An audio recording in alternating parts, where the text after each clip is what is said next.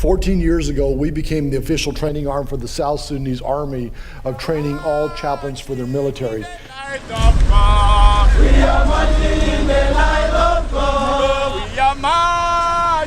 See, folks, we don't train men to be successful. We train them to die so that others might live.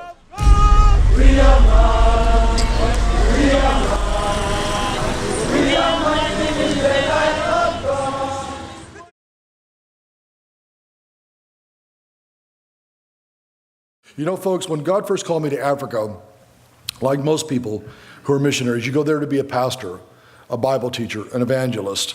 My wife went there to work with the women and children. I never dreamed that I'd actually have to physically get involved in the longest running civil war in Africa. But what began to happen was the rebels began to come down and attack the village. They came in and took 58 newborn babies and crushed their heads against trees. They would come down and rape all of the women from the age of 9 years old and above to impregnate them to make future soldiers for their military. The women that they didn't want and they didn't kill, they cut their lips off of them, their noses, their ears, their breast. They wanted to bring great terror to the people, and they were extremely effective about doing that. And the Lord told me, you have got to get in this battle.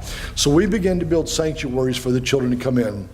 We fenced in 25 acres of land. We took chain link fencing, ran it all the way around, cemented it in the ground, put razor wire at the bottom, razor wire at the top, put up 10 guard towers.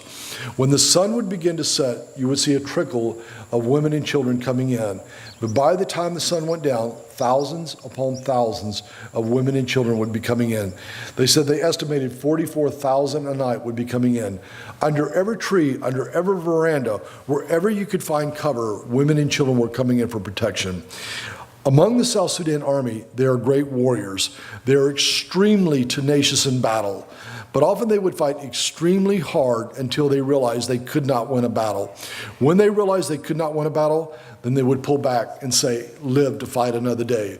One of the places they pulled back in, we came in right after they did. And when we came in, the Islamic forces had come in and they built these huge bonfires and they picked up all the babies and the toddlers and they threw them in and they burned them alive.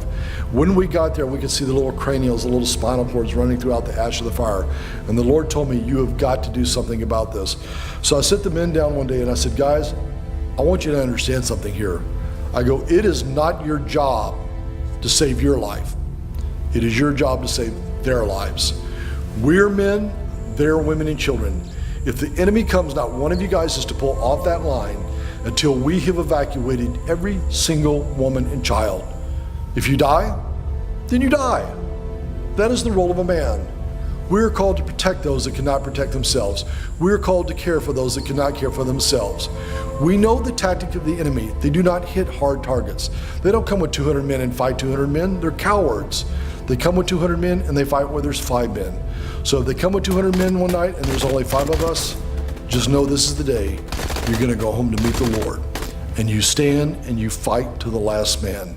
If 4 of your brothers fall, this is not your cue to get up and run.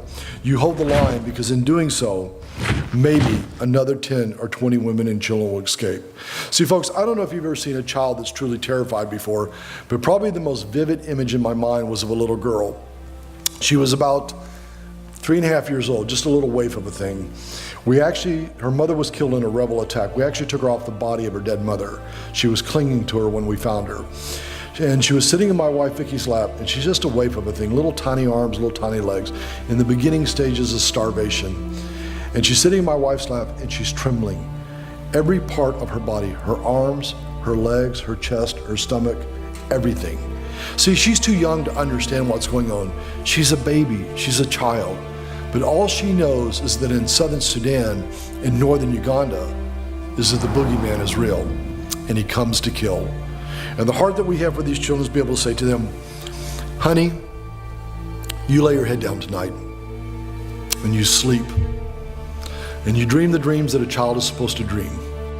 Nobody's gonna hurt you tonight, not on my watch. When you lost the life because the sake of Jesus Christ, we will find it. When you lost your life for the thing of this world, you lost your life for good. So absolutely, I've already chosen my life to serve as a chaplain. I know I may die anytime, so I'm ready to die.